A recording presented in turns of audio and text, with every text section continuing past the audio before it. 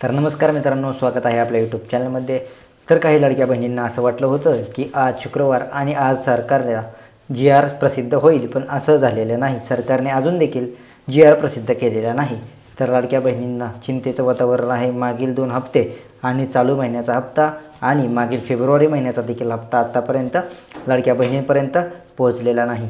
त्याचबरोबर ज्या लाडक्या बहिणींची ई-के-वाय-सी राहिली असेल, तर अशा लाडक्या बहिणींना 31 मार्च 2026पर्यंत शेवटची मुदत असून त्या लाडक्या बहिणींना लवकरात लवकर प्रोसेस करायची आहे.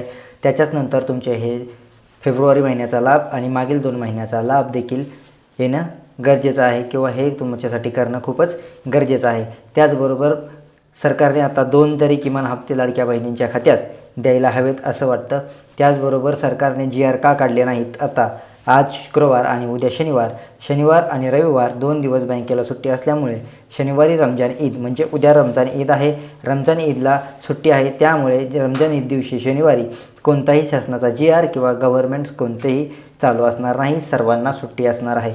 त्याचबरोबर ज्या लाडक्या बहिणींनी काही डॉक्युमेंटरी किंवा तुमचा मोबाईल नंबर देखील लिंक झालेला नसेल, तरी अशा लाडक्या बहिणींनी लवकरच जाऊन तुमचा मोबाईल नंबर लिंक करणे खूप गरजेचं आहे.